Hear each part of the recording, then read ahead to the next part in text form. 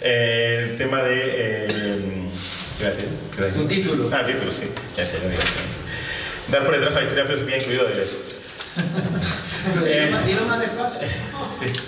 Toda la historia de la filosofía. Incluido Deleuze. ¿Por qué hablo de incluido Deleuze? Claro, porque como ha dicho Isidro, es capaz de meterse con Deleuze, que es casi intocable.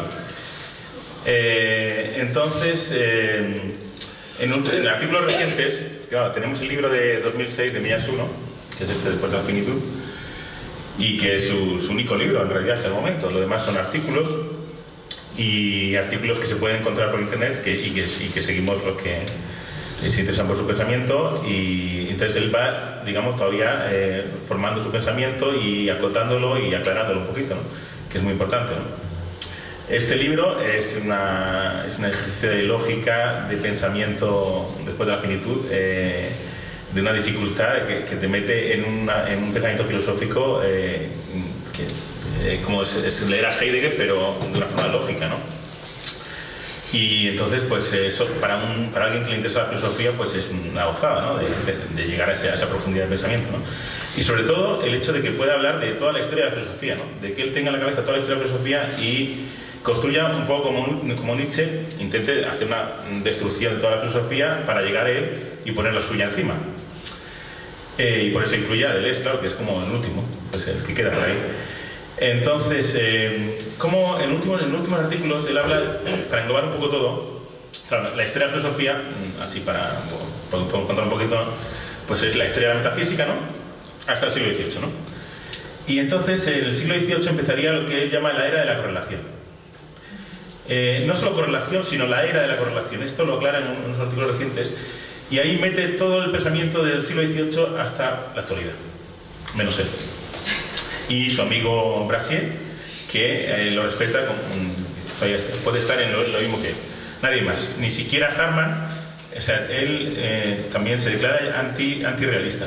O sea, este movimiento de realismo especulativo no va con él, dice él. Lo suyo es un materialismo especulativo. Hay que dejar de hablar de realismo y hablar de materialismo. Ahora intentaré ver cuál es la diferencia entre materialismo y realismo. Pero bueno, esa era de la correlación, así para hacer un mapa, que empieza después de la historia metafísica, ¿no? Pues habría el correlacionismo en sí, que abarcaría pues desde el escepticismo de Hume y Montaigne, la filosofía trascendental de Kant, luego saltaríamos al siglo XX con la fenomenología, o sea, postkantianos, ¿no? La fenomenología que abarca a Husserl, ¿no? A Heidegger, y la fenomenología existencial a Sartre, ¿no? Y también luego viene la hermenéutica y el posmodernismo. Todo eso sería el correlacionismo, y todo ese pensamiento, claro, él es como Nietzsche en el sentido que Nietzsche pues, ve la metafísica en todos lados, ¿no? Pues él ve el pensamiento de esa, como ha dicho Isidro, que desabsolutiza, ¿no? O sea, que impide al pensamiento todo acceso al absoluto. Claro, el absoluto y la metafísica no es lo mismo. Esta es la diferencia, ¿no? Por eso su pensamiento se llama especulativo. Especulativo es la búsqueda del absoluto sin ser metafísico. Este es su apuesta. No se trata de volver a la metafísica, sino de volver a pensar lo absoluto. ¿Por qué hay que volver a pensar lo absoluto?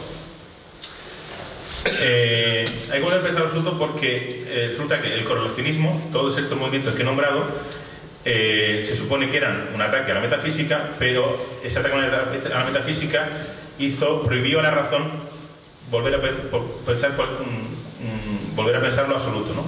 Poder pensar lo absoluto, es decir, pensar la cosa en sí, o sea, lo que está más allá de esa correlación entre el ser y el pensamiento. Luego también lo que queda de la filosofía, ¿no? Desde el siglo XVIII, ¿no? Que me he dejado, lo llama subjetivismo. Y eso sería el idealismo absoluto de Hegel, ¿no?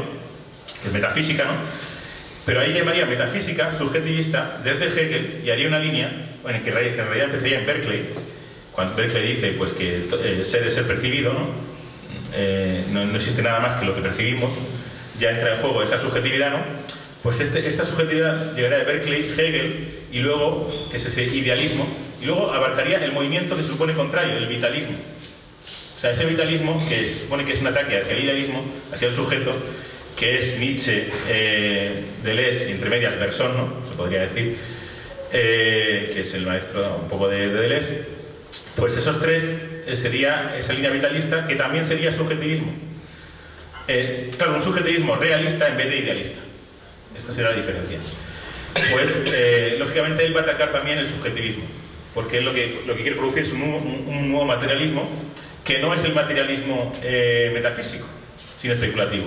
El materialismo metafísico que reconoce, por ejemplo, un verdadero materialismo es el de Epicuro, ¿no? El que dice que hay átomos y hay vacío. ¿Por qué es materialismo ese átomo y vacío? Porque el átomo y vacío es algo que no es subjetivo. Es decir, que la realidad, es decir, que yo puedo conocer la realidad y que esa realidad que yo puedo conocer no es subjetiva. ¿Qué significa que no es subjetiva? Que no es relativa al pensamiento, no es correlativa al pensamiento. Entonces ese es el pensamiento del absoluto, poder conocer lo absoluto. Pero a la vez eso pues se destruye con toda la crítica correlacionista.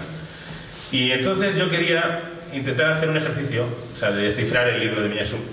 Pero claro, es que el problema es que podemos hablar del hipercaos y podemos hablar de todo lo que implica eso, pero ¿cuál es la fuerza del libro? Porque claro, yo puedo decir esas cosas que son muy interesantes, pero ¿cómo demuestro eso? O sea, ¿cómo él llega a esa demostración del hipercaos?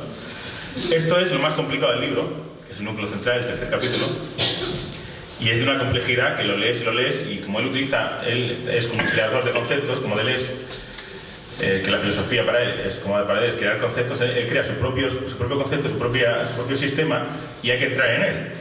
Y entonces voy a intentar no mencionar mucho sus conceptos, o sea, sus palabras. Empieza a hablar pues, de la factualidad, de la facticidad, entonces nos perdemos un poquito, ¿no? Entonces, para mantener este argumento de la necesidad de la contingencia, ¿no? O sea, el libro se llama Después de la finitud. La pregunta es, ¿qué hay después de la finitud? Pues justamente la necesidad de la contingencia. ¿Cómo demuestra esto? Esto es lo más difícil del libro y voy a intentar mencionarlo así un poquito, a ver si conseguimos entender algo. Entonces, bueno, el correlacionismo, o sea, hace falta volver a empezar el absoluto porque el correlacionismo ha acabado en que actualmente hemos vuelto al pensamiento religioso. O sea, si tú a la razón le impides pensar lo absoluto, la cosa en sí o el ser, pues ya dejamos abierto el camino para la creencia religiosa, ¿no? No podemos decir que Dios no existe o que existe. Bien, no podemos meter en ese terreno de lo absoluto, ¿no? Pues hay que volver a meternos en el terreno absoluto. Justamente él dice que es como lo reprimido, ¿no? Es ese imposible de la filosofía actual. Eso es en términos lacaniano, ¿no? Ese es real, ¿no? Pues hay que volver a ese pensamiento del absoluto para no dejar el camino a la religión, o sea, a la mera creencia, ¿no? El pensamiento del absoluto, ¿no? Pero no volver a la metafísica, repito. Bien, entonces, el tema del correlacionismo, ¿en qué consiste? Pues a partir del escepticismo de Hume, ¿no? De Kant y de Berkeley, y bueno, ya en Kant es cuando se confirma más, ¿no? Que es ese cierre del pensamiento sobre sí mismo.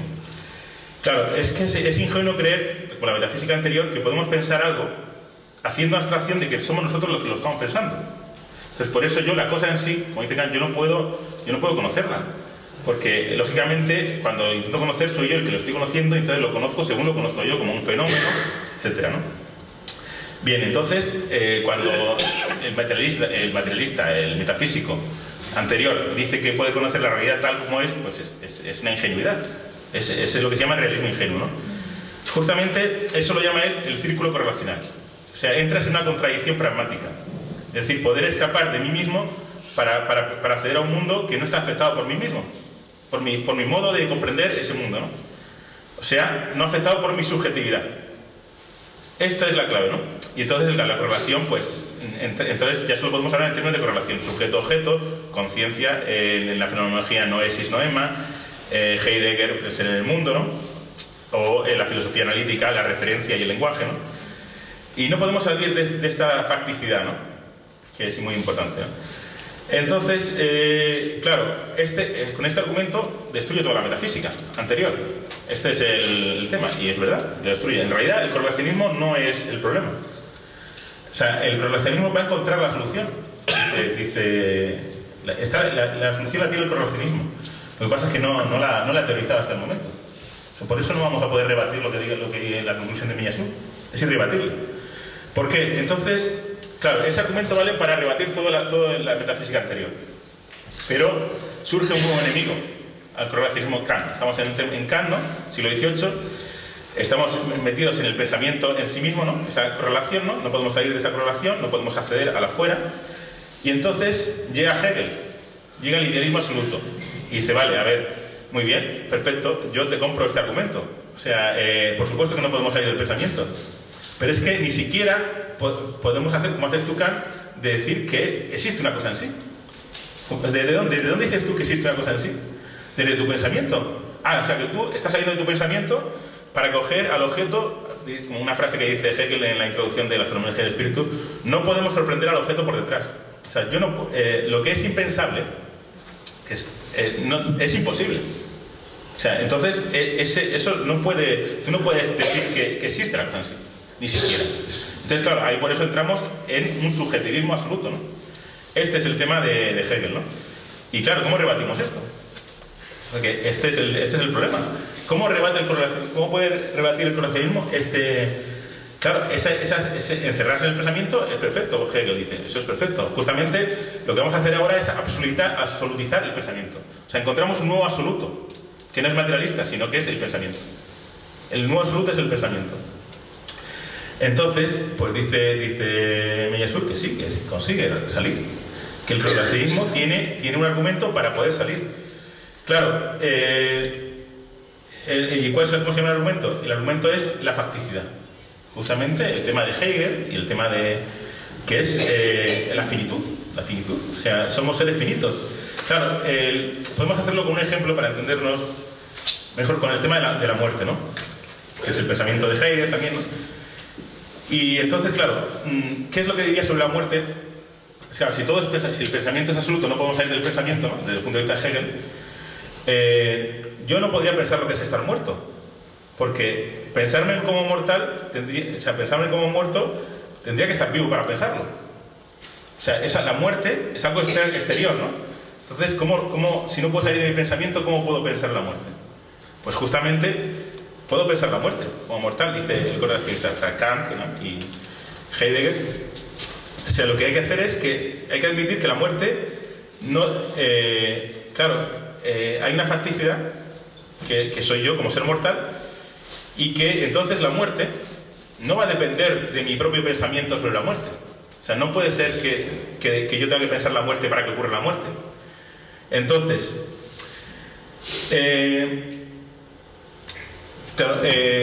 sí. Y entonces el tema es pensar esa facticidad, ¿no? Entonces, claro, la única posibilidad es que podamos pensar en algo que es independiente de nuestro pensamiento. O sea, la muerte es independiente de nuestro pensamiento. ¿Por qué? Porque justamente destruye nuestro pensamiento, ¿no? Destruye nuestro ser, ¿no? El cuerpo y el pensamiento con él, ¿no?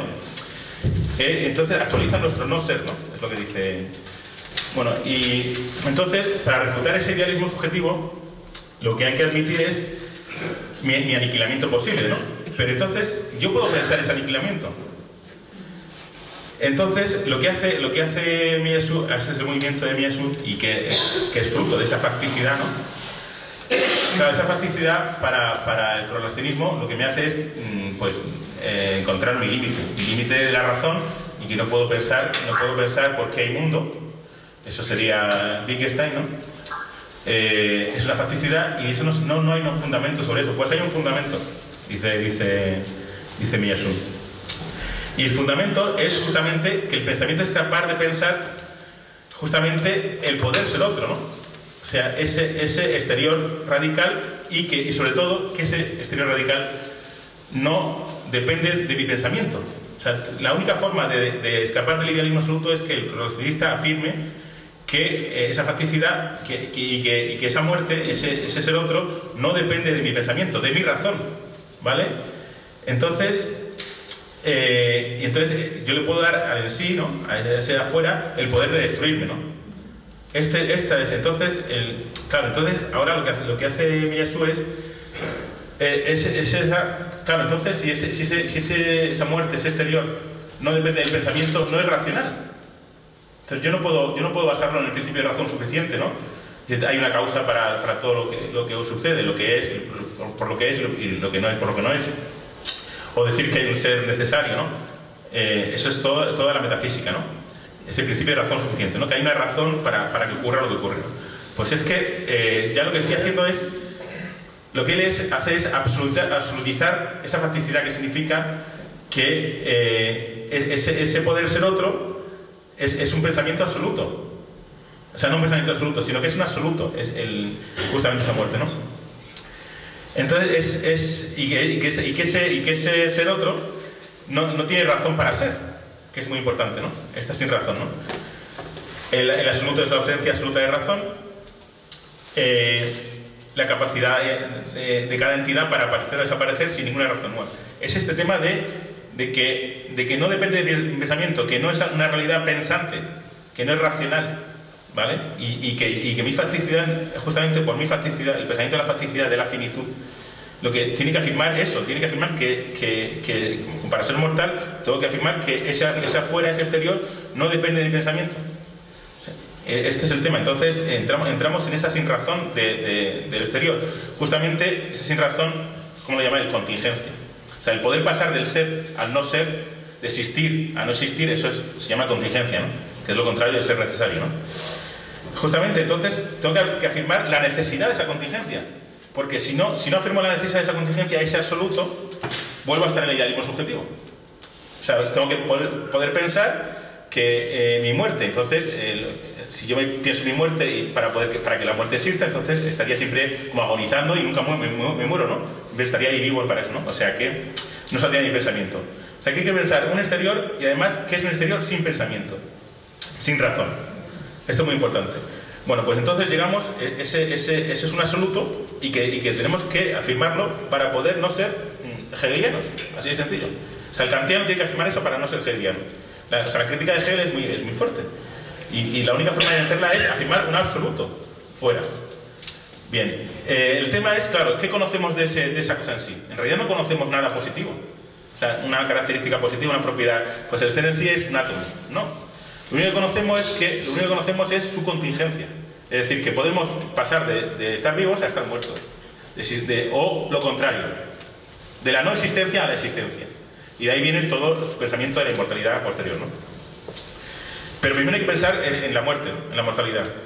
Entonces, bueno, salto un poquito así.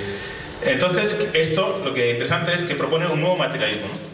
¿Qué significa? Una vez que yo puedo pensar un absoluto fuera de la correlación, que además es independiente de mi pensamiento, que esto es muy importante, pues vamos a afirmar un nuevo materialismo, un materialismo especulativo. Entonces, que es capaz de pensar justamente, es ese que piensa lo que no ha pensado el correlacionismo, ¿no?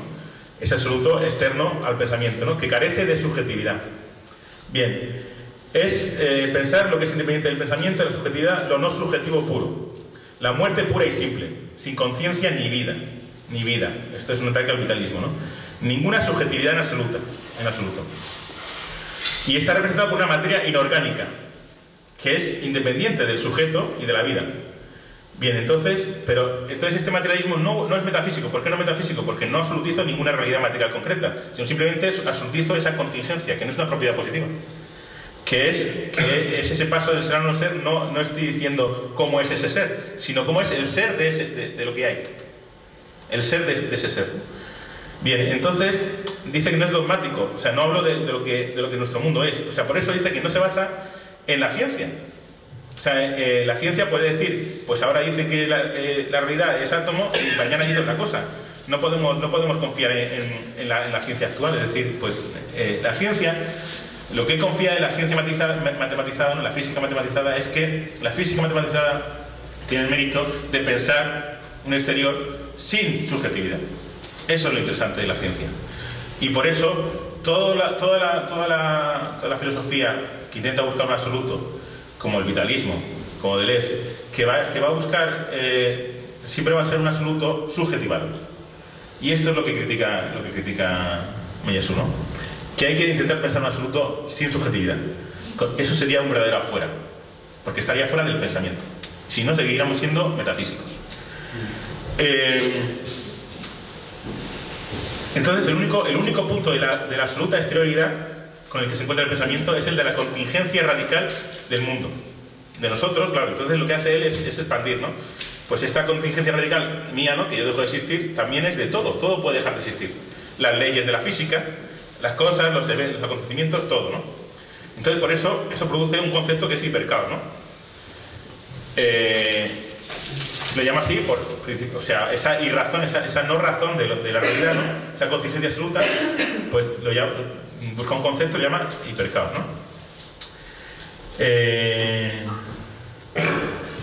Vamos a ver. Bueno. Y entonces, este materialismo dice una frase de Foucault que le gusta a él, dice: yo soy materialista porque no creo en la realidad.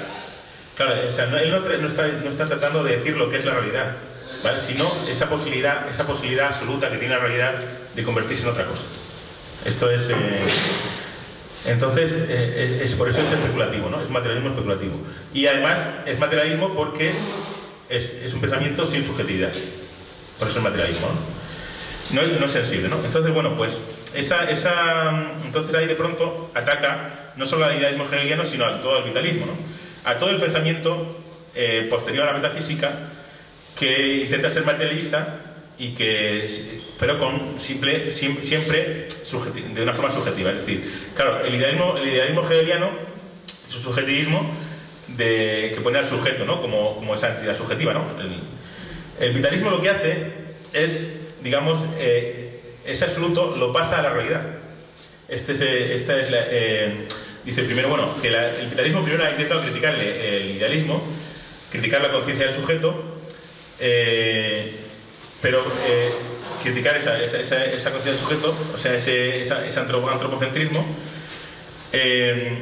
pero lo que ha hecho es criticar la conciencia del sujeto, pero lo que ha hecho es hipostanciar otros rasgos de la subjetividad, como la voluntad de poder, Nietzsche, o como en realidad es la vida inorgánica de las cosas, ¿no? Sigue habiendo, y esto viene desde el hilozoísmo, dice, en el siglo XVII, de Maupertuis y Diderot, que es poner en la realidad siempre una sensibilidad, ¿no? O sea, algo subjetivo. O sea, al final sacamos la subjetividad del sujeto para meterla en toda la cosa, ¿no?, y diluirnos con ella. Bueno, poner la subjetividad en todas partes, ¿vale? O sea, lo que hacemos es criticar un tipo de subjetividad, la conciencia, la razón, ¿no?, como esa subjetividad del ser humano, ¿no?, humanista, ¿no?, para ir hacia, se supone, un antihumanismo, simplemente sacando esa subjetividad y hablar de voluntad, de vida. Él critica justamente por qué utilizan estos conceptos de voluntad, de vida, de percepción. Justamente son conceptos de la subjetividad humana. ¿Por qué la realidad estaría cargada de estos conceptos subjetivos, no humanos, ¿no? Y claro, Deleuze lo que dice es que entre lo humano y lo no humano, ¿qué es lo que hay? Diferencias de grado, de intensidad. Esta sería la solución para Deleuze, ¿no? Se supone este ataque al antropocentrismo, ¿no?, es, claro, en vez de que el hombre es el único que tiene la facultad subjetiva, pues el hombre es simplemente un mero representante particular, ¿no?, de la sensibilidad, de la vida, que lo desborda por todas partes. Por eso lo que hay que hacer es hacerse un cuerpo sin órganos y participar plenamente de la subjetividad. Esto no lo dice, pero lo digo. O sea, hacerse un cuerpo sin órganos sería esto, ¿no?, el participar de la subjetividad de la realidad, ¿no?, ese flujo que nos transporta, que es la vida, ¿no? Por eso el último texto de Deleuze es una vida inmanencia, ¿no? Es esta inmanencia y simplemente el humano es una diferencia de grado, ¿no? Es esta vivencia preconsciente, ¿no?, prereflexiva, ¿no?, fuera de la conciencia, ¿no? Entonces, al final, esta negación del humanismo, se supone que es un antihumanismo, en realidad es un antropomorfismo, o sea, es decir, poner al hombre en todas las cosas. En realidad es una forma de intentar escapar, ¿no?, del hombre, pero para difundirse en las rocas, en las partículas, incluso en lo inorgánico, ¿no?, en distintos grados de intensidad, pero es una forma en realidad de escapar, de tener siempre desde una experiencia humana. Todo eso es desde una experiencia humana, todo vivimos. Pero es que el universo es realmente inhumano, dice Miyasu, es sin subjetividad, y esto es el pensamiento radical absoluto que hay que desvelar. Bien, entonces esta ruptura radical con el idealismo, que se supone que es el vitalismo, pues no lo es una variante más de la subjetividad, del subjetivismo, que empezó con Berkeley. Es un gesto antimaterialista, por mucho que diga que es realista, porque se diluye, porque pasamos la subjetividad a la realidad, ¿no?, a las cosas externas, ¿no? Bien, simplemente así ya llevo mucho tiempo, ¿no? ¿Cómo llama esto? Pues llama a estos intentos hiperfísicas. Es decir, hacer una física no científica, hablar de la realidad, ¿no? De cómo es la realidad, no desde la ciencia, ¿no? Sino desde la filosofía, ¿no? Pues él quiere reservar el tema de hablar de lo que es a la ciencia, a la física matematizada. Él confía en los descubrimientos matemáticos para hablar de lo que son intuiciones mucho más... porque hablan de una realidad, la matemática, una realidad fría, ¿no? No subjetiva, ¿no? Y entonces también mete al propio realismo especulativo, a Harman, ¿no? Que es esa ontología orientada a los objetos, que es muy parecido a lo de Deleuze, en el sentido de que lo que hace es nuestra relación subjetiva con las cosas, la traslada a una relación de las cosas entre ellas, ¿no? Es un gesto subjetivo de esa era correlacionista. O sea, no consigue escapar de lo que él llama la filosofía del acceso, ¿no? Entre el humano y las cosas, ¿no? O sea, sigue redescubriendo ese acceso, ¿no? En la cosa en sí misma, ¿no? En las cosas, entre las cosas, ¿no? O sea, es una subjetividad entre las cosas. Es, otra vez, pasarse de subjetividad a la realidad, ¿no? Bien, y como digo, el único que se salva es Brassier, que hemos debatido aquí en el grupo de debate, porque Brassier toma el concepto de voluntad de nada, intenta pensar el concepto de voluntad de nada, de ser nada, ¿vale? Y de la pura extinción. Eso está dentro de lo que él piensa, de ese materialismo, ¿no? Especulativo, ¿no? O sea, lo real, inorgánico, no es sensible. Esto es lo que hay que entender. Y entonces nos ahorramos... O sea, si nos ahorramos agregar a la materia una capacidad sensible, pues a lo mejor descubrimos un mundo mucho más interesante que el mundo subjetivado. Bien, y entonces entramos un poco en lo que es la inmanencia, ¿no? El tema de la inmanencia, que es el tema de Deleuze, ¿no? Y este mundo de materia muerta, claro, lógicamente, entonces, si ese mundo no es subjetivado, ¿cómo ha surgido la subjetividad? Claro, porque en Deleuze esa inmanencia es, lógicamente, es esa autocreación, ¿no? Esa autocreación de la vida inorgánica y que ya estaba ahí, ¿no? De alguna forma, de manera virtual, esa ontología virtual, ¿no? Lo sensible, ¿no? Y surge, se hace a sí misma, ¿no? Esa es la inmanencia, ¿no? Que se hace a sí mismo, ¿no? Pues no. Hay que dejar de pensar en este monismo, ¿no? Pluralismo, que es el de Deleuze, que inspirado en Spinoza, por supuesto. Hay que volver al dualismo. Entonces, claro, si tú postulas un mundo asubjetivo, completamente, no como el de Deleuze, hay que hablar de una emergencia ex nihilo. Volver a hablar de lo ex nihilo, justamente, que es el pensamiento cristiano. El pensamiento cristiano, ¿no? Pero justamente hay que hablar de la emergencia ex nihilo, es decir, él dice que había como tres regímenes de lo real en la historia, ¿no? Primero estaba la materia inorgánica, luego surgió la vida ex nihilo, y lo llama mundo 1, la materia, mundo 2, la vida, y después surgió el pensamiento, mundo 3, ex nihilo. Es decir, no estaba contenido, la vida no estaba contenida en la materia y el pensamiento no estaba contenido en la vida. Y entonces lo que él intenta es postular un mundo 4, que sería ese mundo de la inmortalidad. Y eso es todo lo que lleva a su ética de la inmortalidad y a ese pensamiento, digamos, irreligioso, ¿no?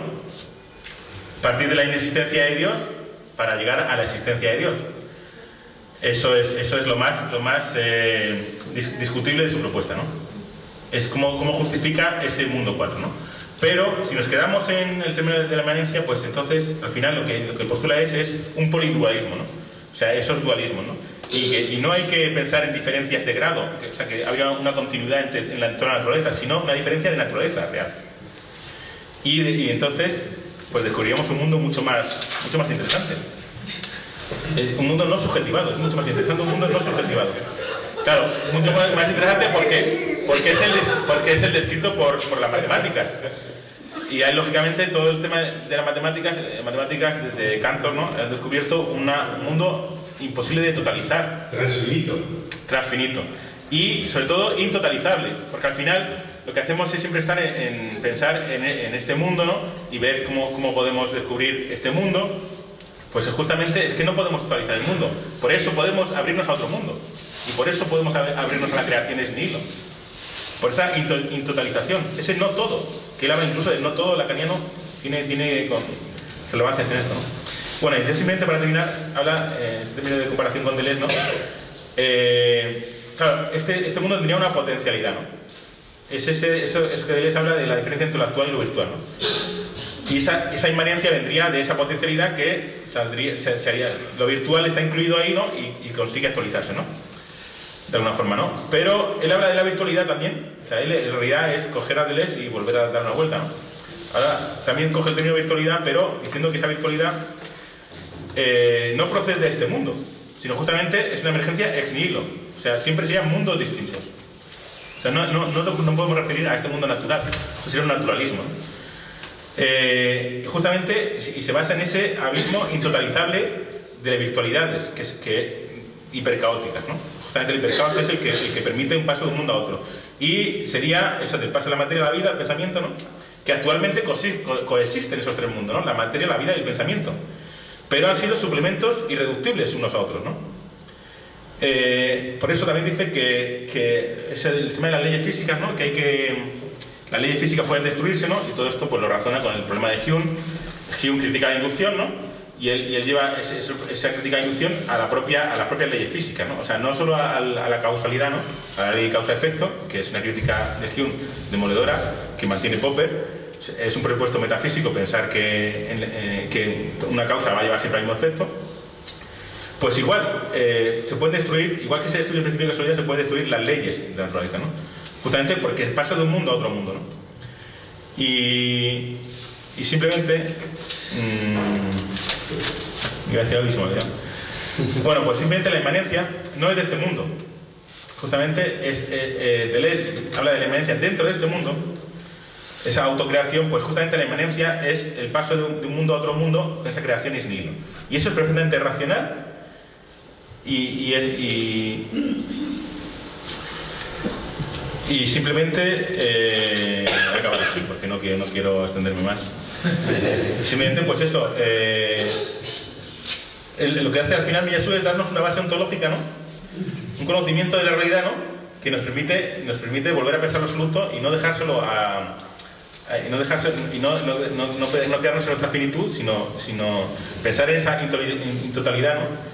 Y que eso nos abre a no pensar solo en este mundo natural con unas leyes rígidas. Él habla incluso de que Heráclito, claro, pues al final Heráclito, la metafísica de la sustancia que se mantiene eterna, o el devenir, ¿no?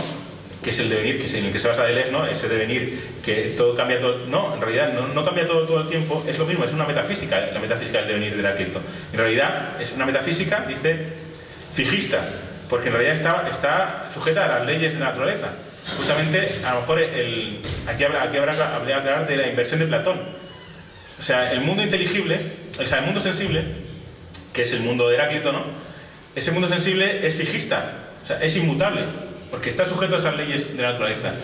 El mundo inteligible sería, y justamente pensar en ese mundo inteligible sería el verdadero, lo que verdaderamente cambia. Cambiar de un mundo a otro. Esto es lo que el verdadero cambio. No intentar ver el cambio que es sujeto a leyes, que al final sujeto a leyes significa sujeto al principio de razón suficiente, a la metafísica. Es decir, lo que es, hay una razón de ser para cambiar y hay que buscar esa razón de ser. Por eso el hipercao es no buscar una razón de ser en lo que ocurre, ¿no? Por eso hay que mantener la contingencia absoluta, ¿no? La necesidad de la contingencia. Entonces, hay dos alternativas. O pensamos, nos seguimos creyendo que hay una razón para que las cosas no ocurran como son, entonces seguimos siendo metafísicos, de principio de razón suficiente, o pensamos que las cosas ocurren sin razón. Y entonces podemos apostar, o sea, apostar es afirmar ese absoluto, ¿no? Lo otro es, vale, hay una razón, pero yo nunca la voy a poder conocer. O sea, nunca vamos a poder conocer la razón de por qué las cosas son como son. Seguimos en ese pensamiento de la finitud y que nos aboga a que el pensamiento religioso siga vigente y no podamos meternos con él. Eso.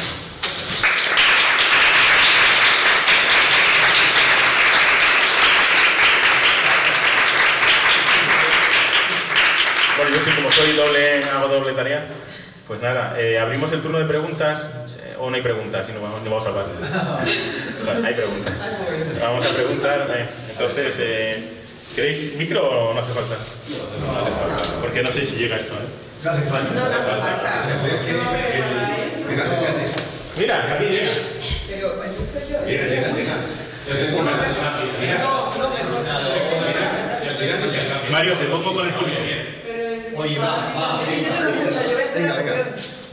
Dale, Carlos. Vale, es para Rodrigo. Has dicho que Meyasu critica a Kant cuando afirma que existe, que hay un noúmeno. Meyasu, no. O sea, el único, él habla del correccionismo. No, hay un momento en el que has dicho Sí. que Meyasu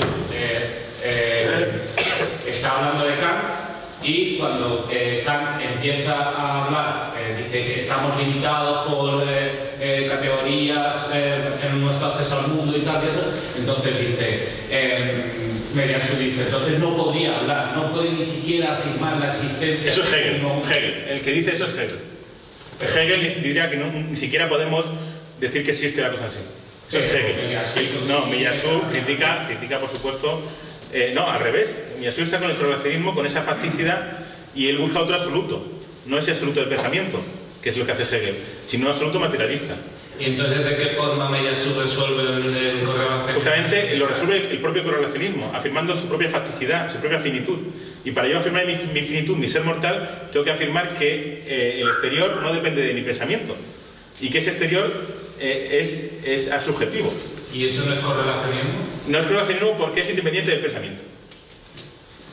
Esta es la jugada. Es independiente. Es un pensamiento, yo puedo pensar algo independiente del pensamiento.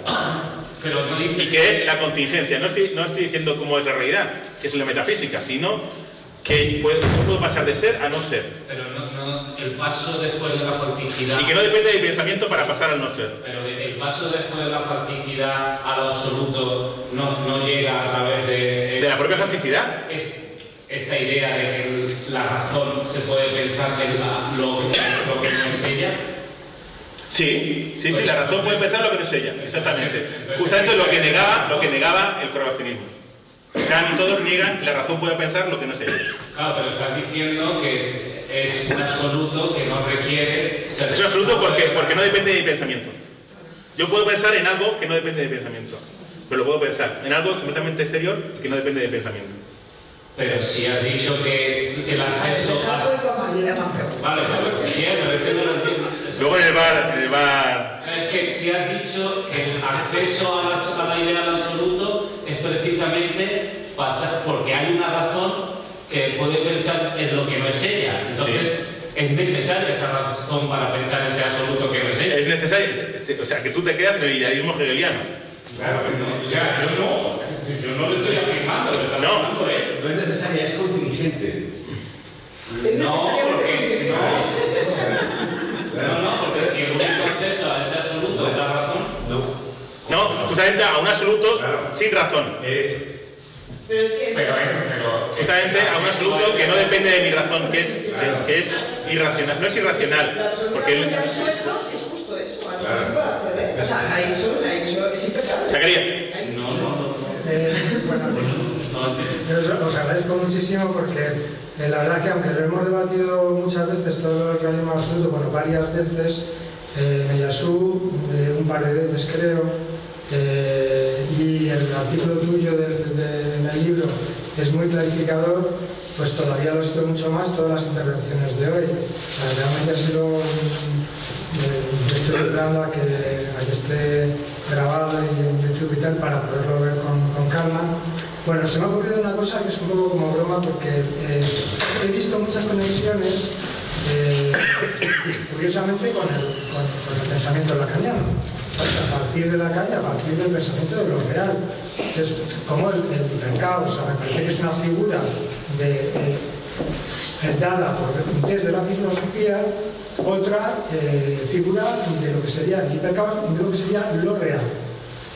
Lo real como lo que produce a partir, como el hipercaos, lo que estaría detrás y que produciría, o sea, como si el caos fuera una de las representaciones del hipercaos. Exactamente como en el pensamiento lacaniano, todo el pensamiento, todo lo simbólico, el sujeto mismo, es un producto de lo real, que es la manera que tiene Lacan de pensar ese afuera como algo absoluto por fuera de la labor directiva del pensamiento del sujeto. Porque el pensamiento del sujeto sería algo producido a partir de ese hipercaos, de ese encuentro, que es un encuentro absolutamente con la contingencia, es un encuentro. Entonces todo ese pensamiento de la contingencia como una necesidad absoluta es lo que origina luego el sujeto, etcétera, etcétera. Sería una manera, o sea, sería un dado tirado al pensamiento de Omiyasu para poder pensar el sujeto con otra perspectiva distinta, porque a partir del psicoanálisis, a partir de la visión, de la lectura que hace Lacan de Freud, está todo eso. O sea, la lectura que hace Lacan de Freud incluye todo un pensamiento del sujeto que le da la vuelta a todo eso.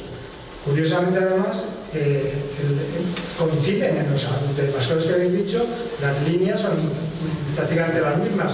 O sea, la obsesión de Lacan en el último momento es cómo matematizar, llegar a la matemática de eso, porque solamente a través de la matemática es transmisible, porque solamente a través de la matemática dejaría fuera lo que es el proceso de simbolización para explicarlo, para deducirlo, todo eso, que no daría cuenta de ese real.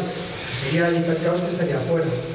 Entonces, bueno, se me ha ocurrido como chiste que Miyasu, a lo mejor, no sabemos, pero a lo mejor es ese hijo de Lacan que para darle por detrás al maestro se hizo filósofo, pero luego no pudo decir otra cosa que lo de su padre.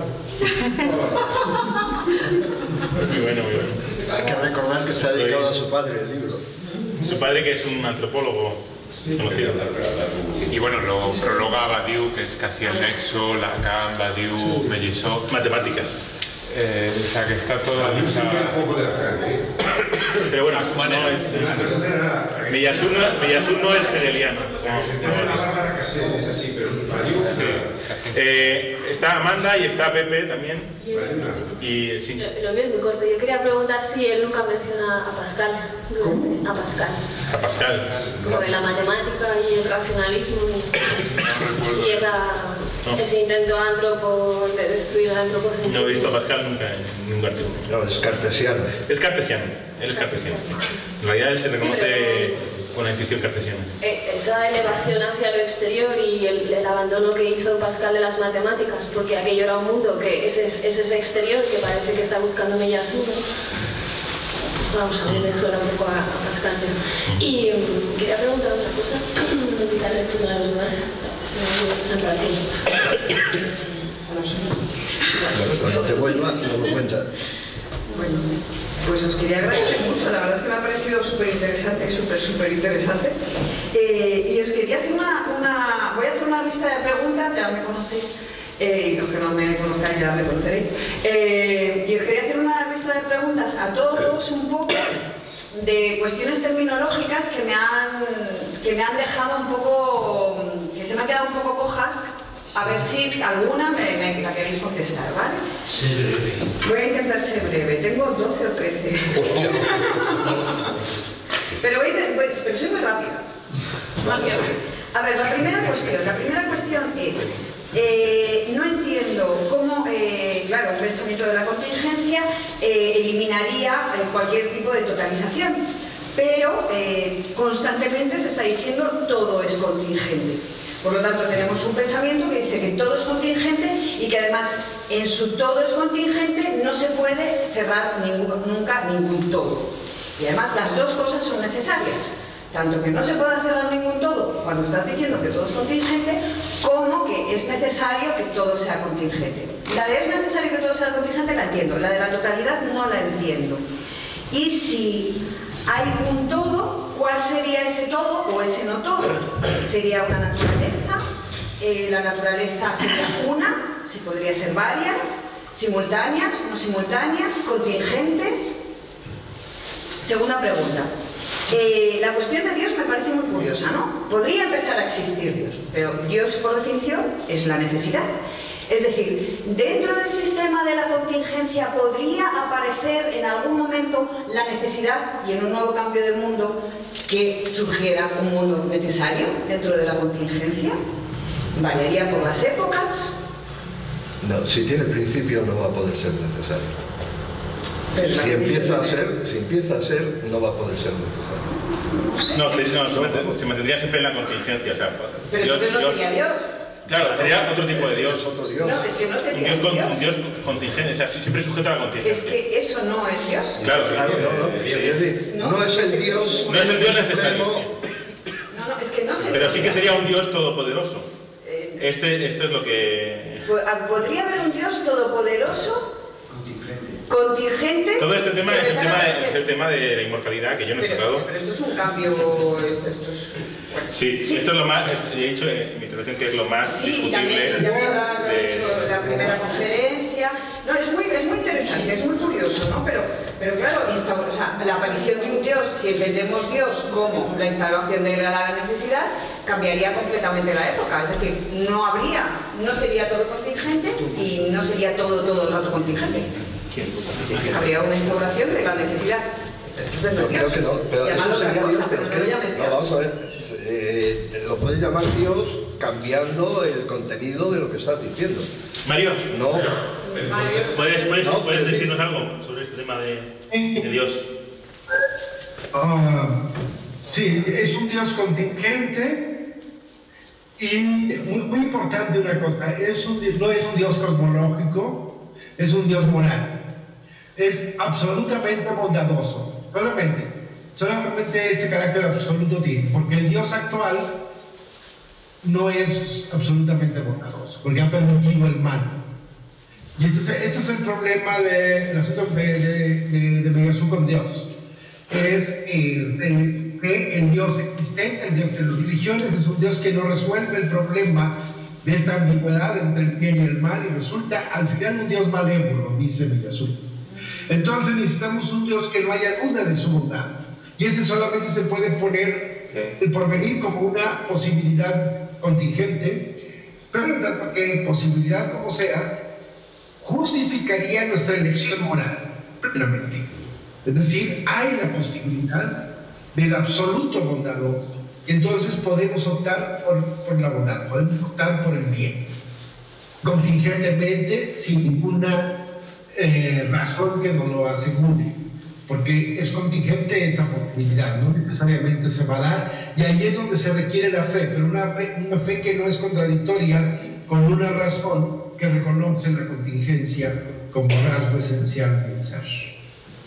Entonces no es un Dios necesario en el sentido ontológico, sino un Dios de necesidad y de absolutez en el sentido moral, en el sentido de su bondad plena y total.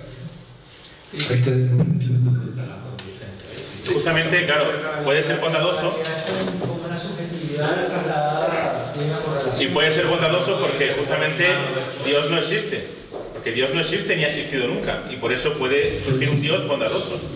Porque no, Dios no ha existido.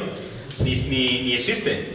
Esto es la afirmación de mi... El ex nihil va siempre para entonces,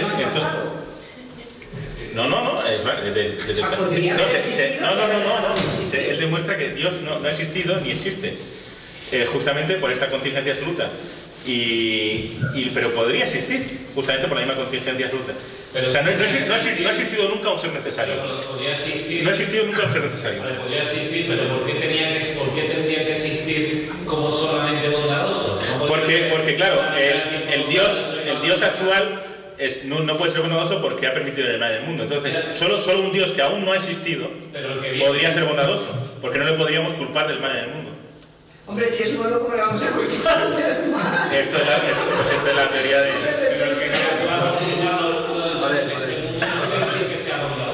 Ya es la hipótesis que podría surgir un Dios bondadoso. Bueno, la hipótesis. Porque la contingencia te permite poder pensar. Tengo mil, pero voy a hacer una última y ya te dejo, Pepe. Y mi última pregunta es ¿qué es especulativo?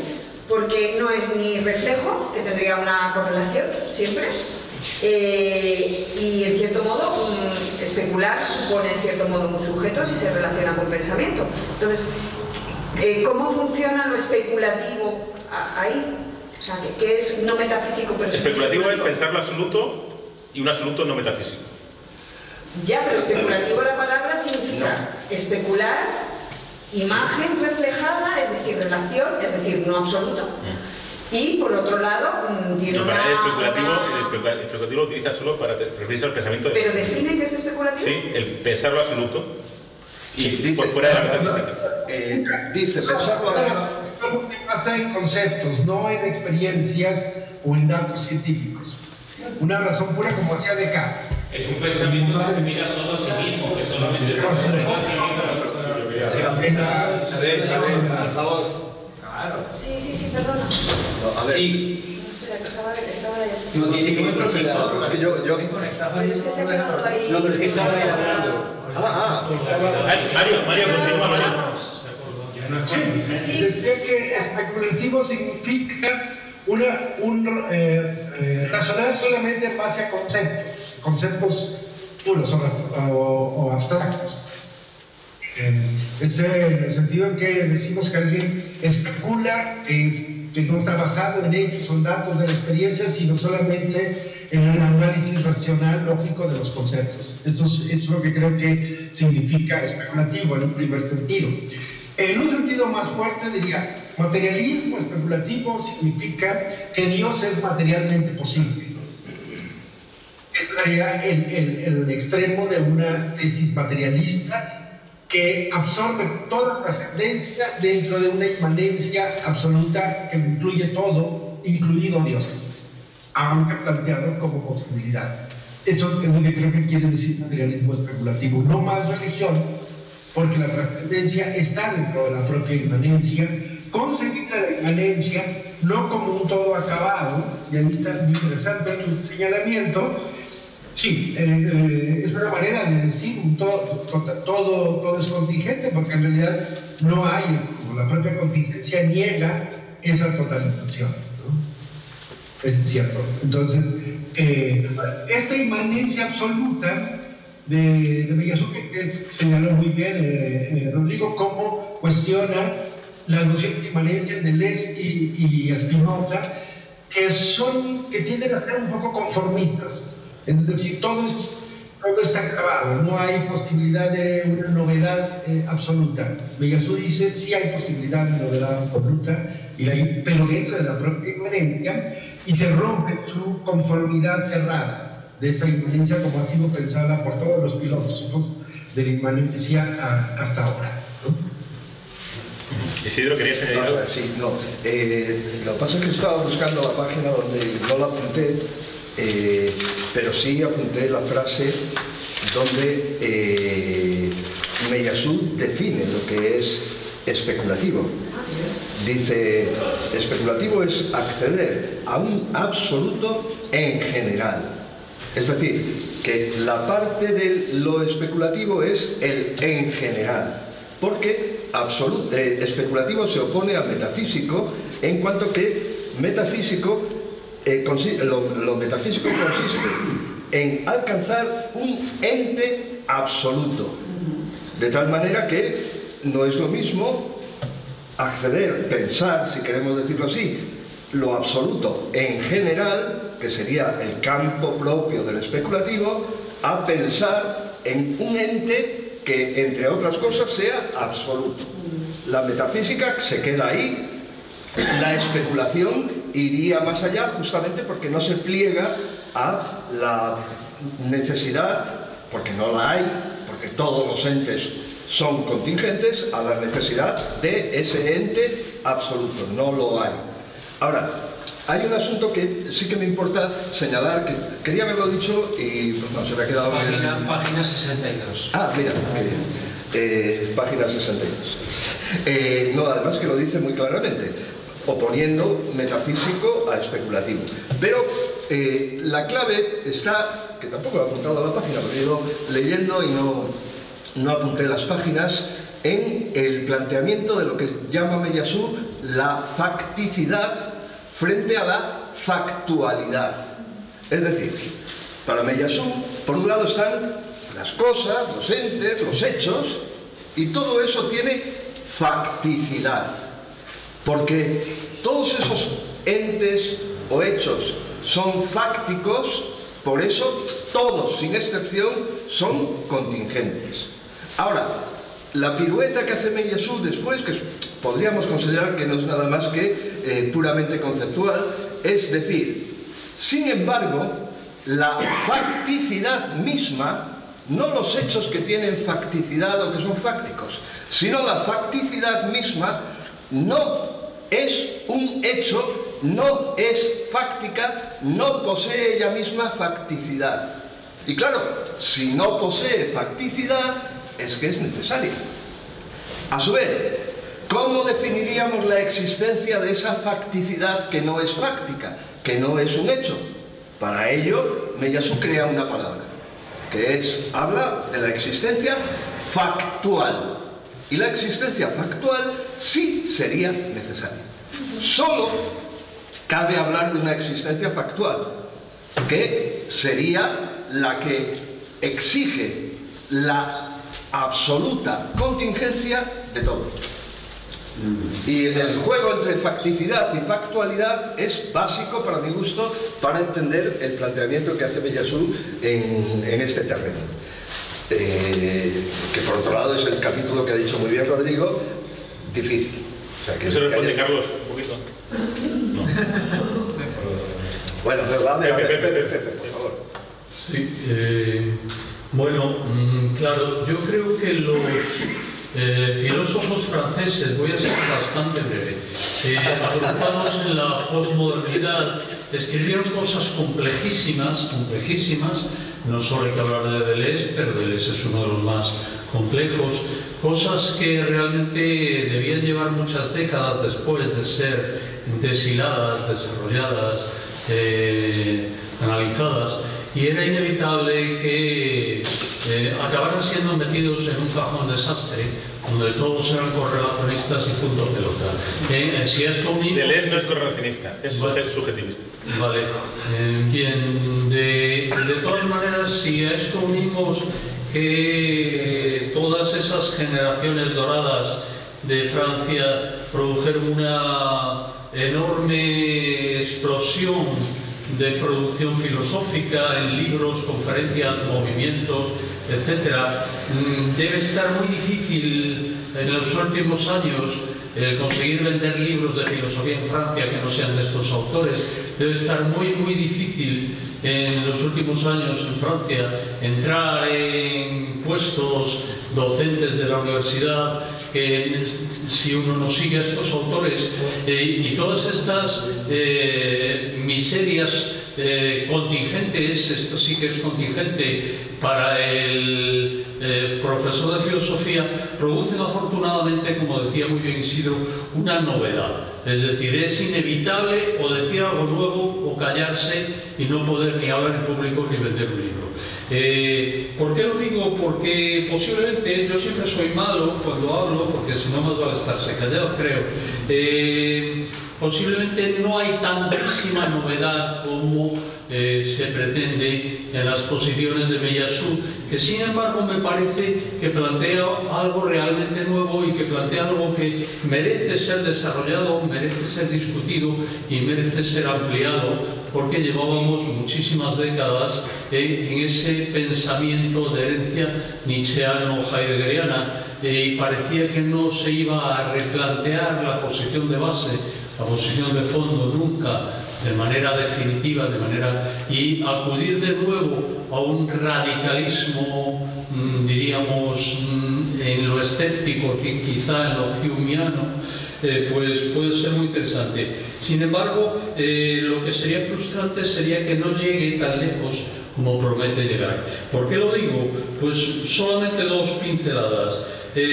Por un lado, dice que todo hecho es contingente, pero parece ser, yo lo he entendido así cuando lo he leído, y no lo he leído todavía en todo lo que está publicado en castellano, que sigue manteniendo el principio de no contradicción. Pero, por favor, si el principio de no contradicción ya fue deconstruido por Nietzsche en el siglo XIX y estamos en el XXI. Es decir, Nietzsche dijo que nosotros no seamos capaces de pensar sin aplicar el principio de no contradicción no significa que sea una ley general de la realidad, solamente demuestra que es una incapacidad nuestra. Por tanto, estamos ya no llegando a ese radicalismo absoluto que se anuncia. Segunda cosa, parece estar hablando de Dios como un ente, pero hombre, esto está superado hace muchísimas décadas, ¿eh? Es decir, desde antes de Heidegger estamos manejando, y desde luego con Heidegger y con otros, que el conocimiento de que la palabra Dios en la Grecia antigua era un adjetivo. No había dioses como entes, como sustancias, había realidades que eran divinas, y eso solo significaba que estaban más allá del control de los hombres, que superaban lo que el hombre podía controlar y manejar. Y tercero, y termino, y además la afirmación de que la muerte destruye mi pensamiento, pero esto es otra ingenuidad. Es decir, yo vuelvo a decir, los autores de la posmodernidad y previos como Heidegger o Nietzsche dijeron muchas cosas, produjeron muchos textos y claro, es un trabajo muy grande leérselos todos. Miyasu solo tiene 50 años, etcétera, etcétera. No hay mi pensamiento, no hay mi pensamiento.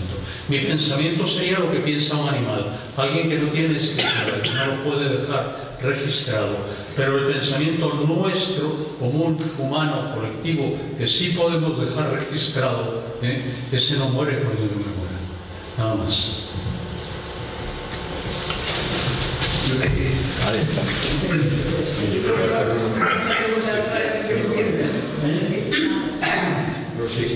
Bueno, yo no quería preguntar, no sé si queréis comentar algo de lo que ha dicho. No, bueno. Bueno, el principio de una contradicción simplemente es una condición de la contingencia. Justamente para pasar del ser al no ser, o del no ser al ser, hay que respetar ese principio. Porque si no, yo podría ser y no ser al mismo tiempo. Entonces no habría contingencia. Eso sería necesario. Justamente dice que se pueden deducir condiciones, en esa sin razón de lo que hay. La contingencia tiene condiciones como es el principio de la contradicción. Ese poder ser y no ser al mismo tiempo. O sea, yo tengo que poder pasar, ¿vale? Tiene que haber ese tiempo. Por eso hay que respetar ese principio. Lo que no hay que respetar es el principio de razón suficiente, metafísica. Pero el de no contradicción es la condición de la contingencia. Si no, no habría contingencia. No podría ser posible la contingencia. Pero con la idea de átomo y vacío... Eso es epicureísmo, no habla de esto. Habla simplemente de ese paso de una cosa a otra cosa distinta. Sí, pero la física cuántica habla de eso. O sea, puede ser otra partícula al mismo tiempo.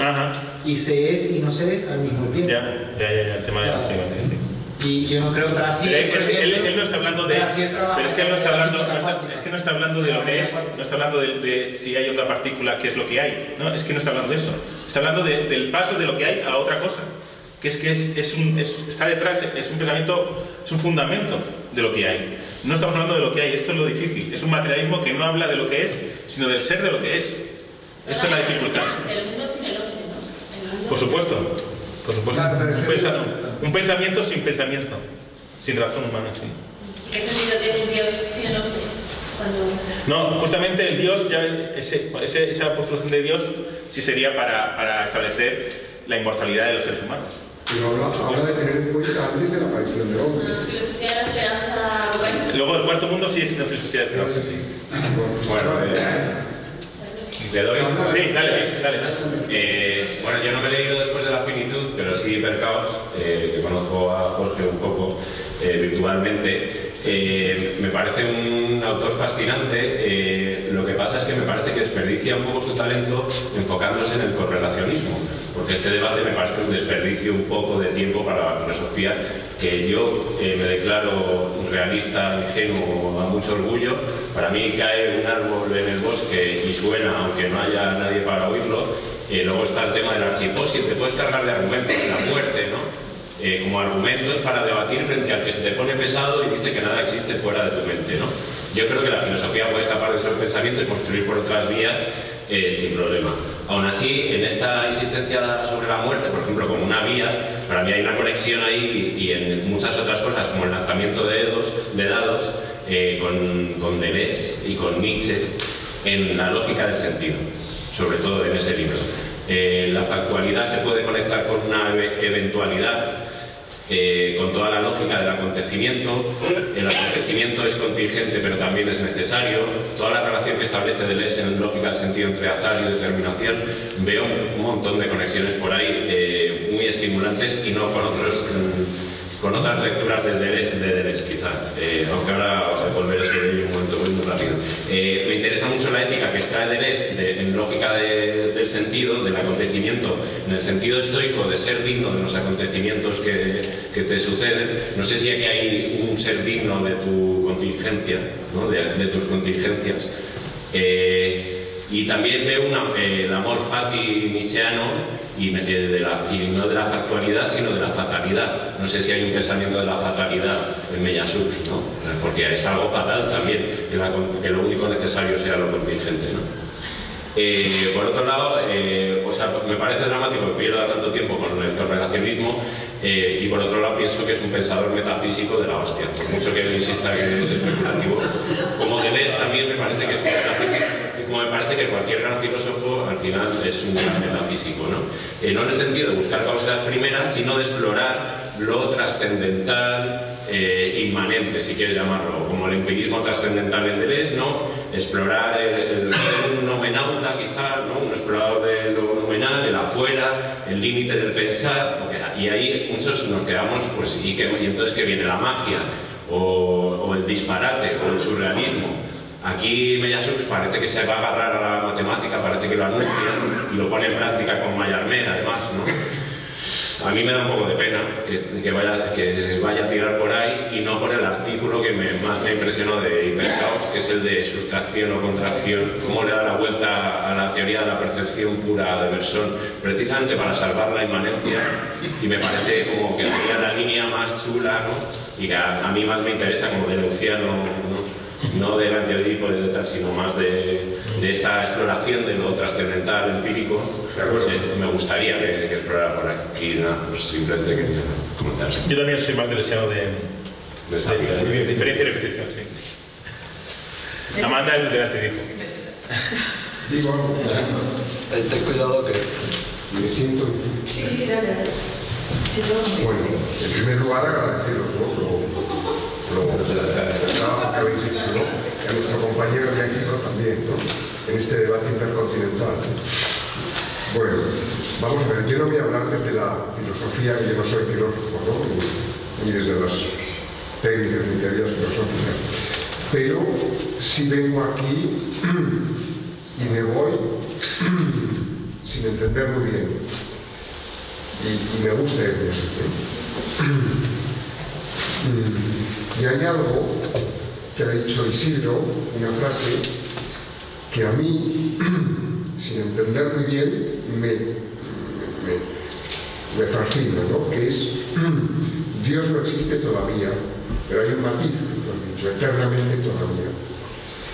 Yo pienso que no hablo desde la posible nostalgia de Dios, no hablo desde ahí, ni tampoco entiendo esto desde el punto de vista temporal, es decir, todavía, bueno, pero habrá un momento en que sí. Yo quisiera que matices un poco más ahí, de esa frase, sí. Bueno, vamos a ver. En principio, esa frase lo que hace es insistir en la necesaria contingencia de cualquier cosa, incluido Dios. Es decir, Dios no empezaría a existir siendo un ser necesario. No lo sería nunca.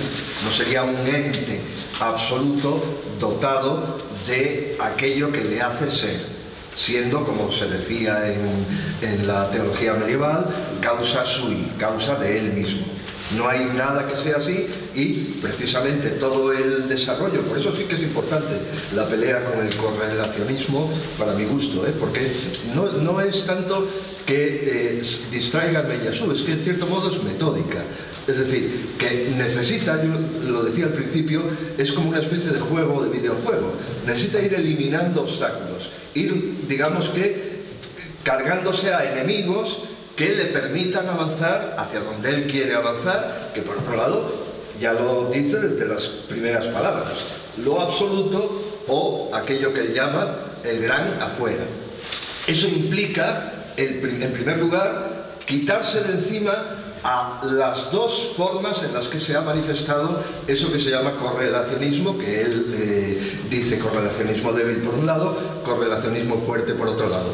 El débil sería el que afirma con Kant que a pesar de que no se puede conocer la cosa en sí, sin embargo el pensamiento puede dar esa especie de salto mortal por el cual afirma la existencia de una cosa en sí, aunque sea realmente, verdaderamente incognoscible. Ese sería el correlacionismo débil contra el que se despacha en muchos casos, precisamente para decir, por ese camino naturalmente estaríamos siempre atrapados, porque entraríamos en un círculo en el que en el momento en que ponemos un sujeto que quiere conocer, aunque sea a Dios, aunque sea lo absoluto, aunque sea de afuera, convierte eso en un objeto para mí o para nosotros, de tal manera que hace desaparecer el carácter de absoluto que aquello.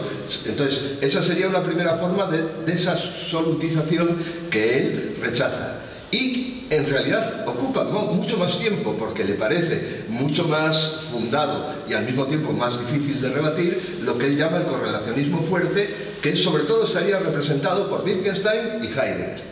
Después va tirando del hilo y llega al vitalismo y llega a otras cuestiones, pero ahí en ese correlacionismo llamado fuerte, lo que existiría, lo que se daría no sería tanto el hecho de que aparece un sujeto y entonces hace que todo gire alrededor del sujeto, sino que sucede como una especie de tú a tú, de ten con ten, entre el que conoce y lo conocido, de tal manera que a esa correlación es un hecho, precisamente de ahí es donde estira de la facticidad, es un hecho sobre el que no se puede pasar.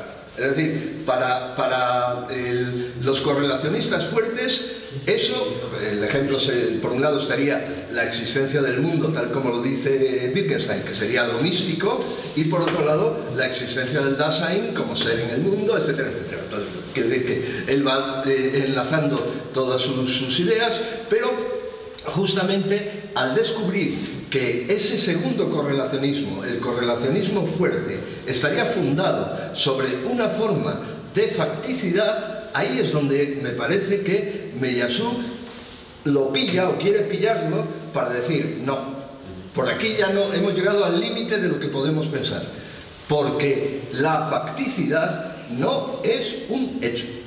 Y no siendo un hecho, eso lo dice con una claridad enorme. Por eso el libro de Hipercaos realmente es muy interesante, porque dice mucho más claro, mucho más sencillamente lo que dice después de la finitud, sin dar muchas vueltas. Pero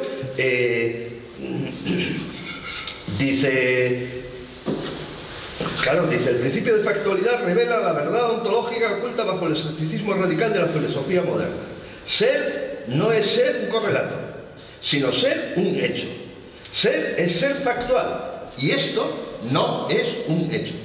Entonces, escapados de la facticidad, entrando en la factualidad, entramos en el reino de la necesidad, que excluye, por otro lado, la evidencia, excluye el hecho de pensar que haya algo necesario. Todo es contingente. Todo es contingente. No hay nada que fácticamente pueda ser contingente, pueda ser necesario. Todo es contingente, excepto la existencia factual de esa facticidad. Entonces, a mí me parece que en ese terreno es donde por eso es por lo que la factualidad le abre la puerta, que es el momento, una vez que estamos ahí, le abre la puerta al capítulo que llama el principio de contradicción, que es el último capítulo de este texto, de este capítulo, que se llama Tiempo sin devenir, que es realmente muy interesante porque aclara con gran claridad lo que dices. Es el que le permite hablar del hipercaos como desorden que está más allá de cualquier desorden. Desorden que deja de incluso reproducirse como movimiento perpetuo, como devenir, que en cierto modo traspasa el aparecer, traspasa el ser, se coloca más allá de cualquier otra cosa. Claro, incluso el devenir es contingente. Claro, el devenir es contingente. Claro, sí, sí. Aparecen. Exactamente. El hipercaos demuestra, entre comillas, la contingencia absoluta de todo, porque el hipercaos es el principio que hace que todo pueda ser destituido de su ser. Que todo o permanecer como está. Sí, o permanecer como está, claro. Que es que no hay preferencia entre una cosa y la otra. Justamente eso es lo que hay. Entonces, es muy interesante el, digamos, pasar por encima de la afirmación del desorden o la afirmación del caos y afirmar algo que está por encima del caos. Que es una especie de supercaos que es inaprensible, que a su vez es perfectamente ilimitado. Mario, ¿quieres añadir algo? El hipercaos da cuenta del caos y del no caos.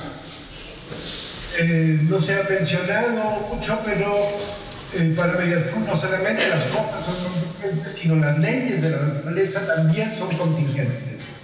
Esto es una tesis muy fuerte que tenemos en el sentido común moderno, la asunción de que las leyes de la naturaleza son necesarias, son absolutas, pero eso sostiene que no tenemos ninguna base lógica para sostener que las leyes de la naturaleza son totalmente necesarias.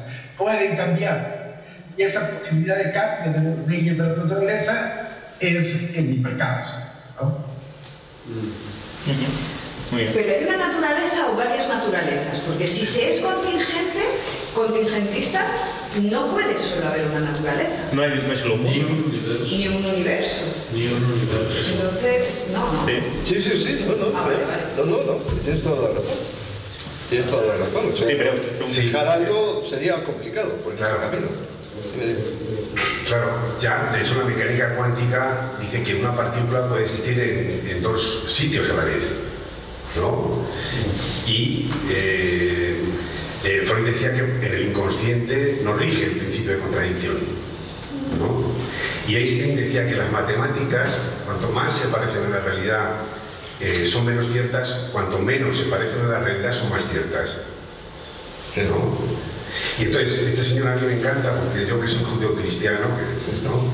A mí me parece que es un antiprofeta y que es un antiprofeta que está produciendo una profecía autocumplida, que va a ser un acto de fe, y estoy encantado de haber venido y de haberos conocido. Bueno, padre, gracias. Bien. ¿Alguna pregunta más o lo dejamos aquí? Vamos a hablar. Muy bien.